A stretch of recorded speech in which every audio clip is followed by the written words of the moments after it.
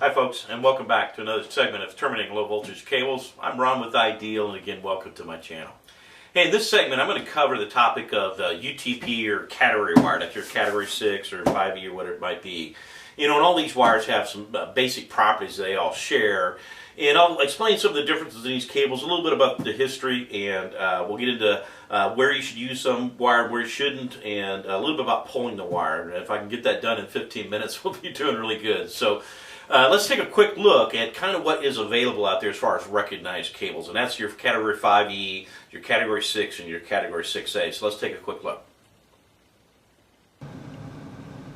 When we take a closer look at the category cables that are available today, basically you have category 5E, Cat 6, and Cat 6A. And I'm holding a piece of typical piece of category 5E. And when you look at a piece of 5E wire, you'll find 4 pairs in the cable, and they're blue and orange, green and brown, and they're labeled. Pair 1's blue, and 2 is orange, 3 is green, and pair 4 is brown. And if you need help with color code configurations, refer to the video on my channel. And they'll be 24 gauge, twisted together at a certain rate. And then all 4 pairs are twisted through a certain rate throughout the entire cable. We'll talk about twisting here in a minute. Then we have this nylon, what they refer to as a ripcord in the cabling as well, and that's used for stripping the wire, and then an outer jacketing. And that's pretty typical of most of your category 5E cable you see. Now, the next cable beyond that is category 6A, or 6, I should say, 6. And when we look at 6, it's a little bit thicker in diameter, and partly because of the amount of twisting has been increased in the cabling. Also, besides having a nylon ripcord in the cabling, we would also have some form of a separator. And not all 6 wire has separators in it. A lot of it does. Some of it's a larger plastic splines than this little tab you see here. But again, this is kind of a representation of a typical category 6 wire you might see today. Now, the third one is 6A. And 6A is the latest and greatest as far as data networking cable is concerned. And you might notice it is significantly thicker than the other 2 cables. And the amount of twisting we're doing in the cabling is getting pretty serious as well. And then we'll also normally find some form of a separator in the cabling here. And this is a little bit bigger than anything you might have seen before. And again, helps maintain our twistedness between the pairs. And then again, we twist the 4 pairs at a certain rate and twist all 4 pairs together at a certain rate and generate a cable that meets 6A standards. Okay, so those are the 3 basic data networking cables you might run across if it's UTP wire, and hopefully you can then recognize them when you see them. And of course, they're marked every 2 foot along on the cable as well. So either way, you should be able to identify what you're working with. Now that you've taken a kind of a quick look at the 3 basic category 5E, Cat 6, Cat 6A wires we have available in the industry, let's talk about some of the similarities in all these wires. And when you look at category cable, as a general rule, you're going to find it's twisted. Obviously, you notice that when you look close up at it. And how we twist and how much we twist and has a lot to do with the cable's performance. A lot of us don't realize that all wire is engineered in a certain shape, and you know, you mess with that shape, you kind of mess with the performance of that cable. So we don't really want to deform the shape of the cable. The shape of the wire, and untwisting of pairs is a big one. So why do we twist pairs? Well, we do that to eliminate what we call noise or crosstalk in cabling. And it's the big difference between old telephone wire and new wire is that we twist category cable. And I'm sure most of us in our lifetime have picked up a phone sometime, and you can faintly hear somebody else talking in the background. What's going on there is you got 2 telephone pairs sitting real close together. And anytime you put current down a conductor, it's going to radiate this thing called a magnetic field, which we call EMI. And this little wand here can pick up the noise being generated off this electrical wire that's feeding the light over here. So this EMI can be problems and interference with things, and that's what's going on. In old telephone circuits, that electrical noise coming from one pair to another was getting induced into the other pair, and you could actually faintly hear that other conversation. Well, obviously a computer can't have that, so we got to eliminate this in the cabling. So how do we do it? Well, we twist the wires. And when I look at how we send a signal down category cabling versus other wires, category wire is what we refer to as a balanced pair or balanced system. And in coax, you know, the center conductor basically carried the signal, and the shield was our ground or zero reference point. And in category cabling, not quite the same. We're going to have 2 conductors that are going to make up this pair. And basically, we take a part of the signal and put it down one of the two conductors, and then we take a part of the signal, the other half, and send it down the other conductor. Now, we have means of basically controlling these magnetic fields, and these magnetic fields, when they emit off the wire, they're actually rotating in different directions, or can be. So this one, we'll make sure that magnetic field is going in a clockwise manner, say, and on this side, we'll make sure the magnetic field is going the opposite direction. Now, the two magnetic fields are equal and they're opposite, and as we twist pairs together in the cabling, obviously they will cancel themselves out. And the real big difference in all these catenary cables is how much twisting we're doing the pairs. And the more we're doing, the better it is. Now, if you were going to guess and ask, what is the number one thing we do not do to catenary cabling in the process of installing it, and if you said it was untwisting of pairs, is the number one thing. And I tell you, when I look at a lot of new home construction, residential, I see a lot of 5E cables out untwisted actually quite a bit, and you know what, it's basically great phone wire at this point. So no good for data. Now, what is available cable-wise today? Well, you know, the old red, green, yellow, black telephone wire, which we used for years in the phone industry, is basically no longer allowed out there, and we're trying to get rid of it, and you can imagine how much of this is out there.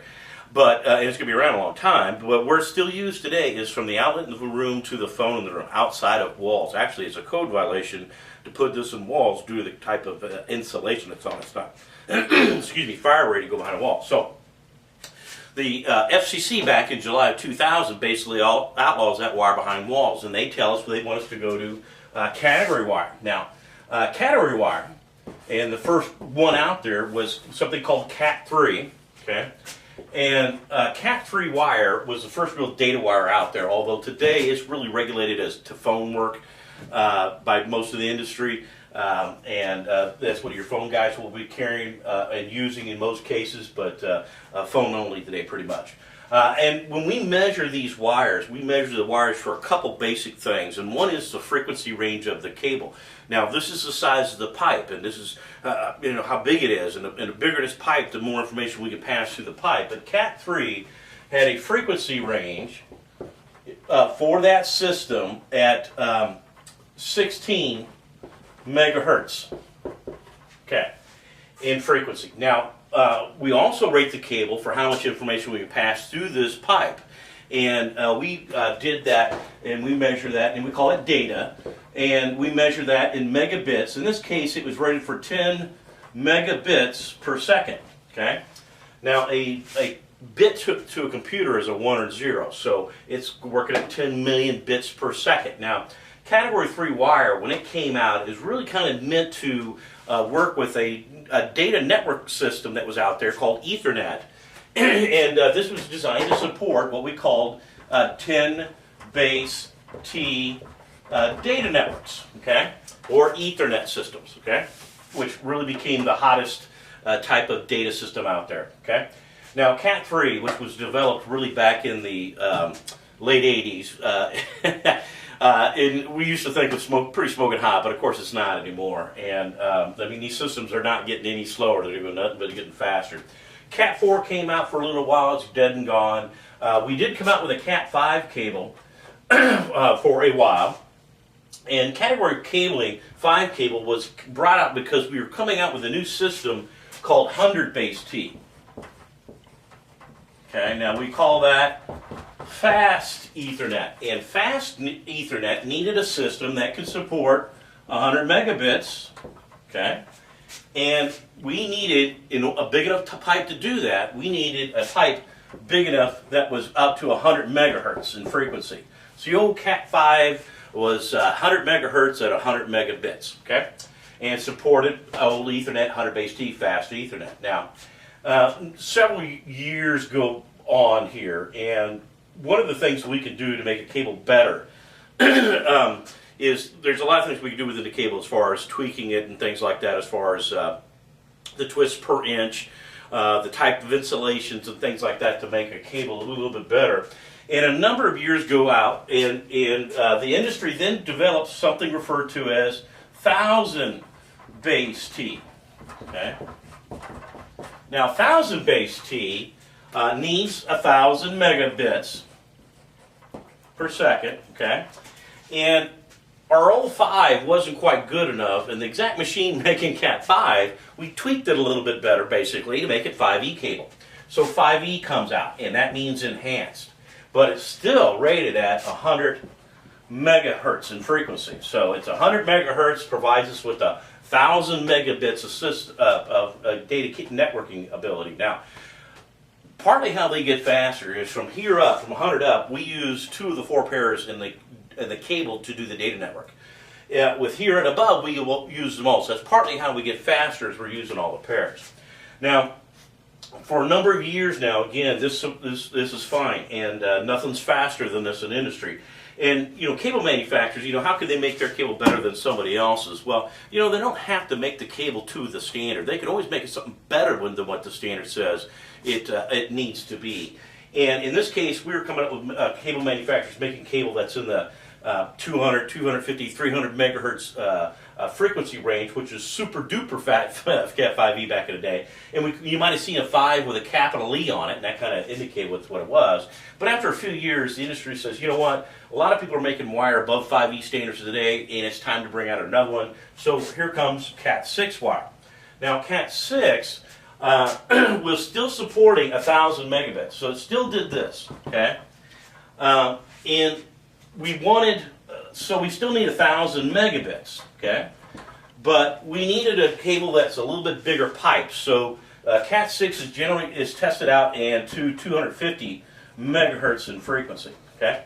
So the pipe gets 2.5 times bigger, still supporting gigabit Ethernet, because basically there's nothing besides gigabit out there. There's nothing beyond that yet.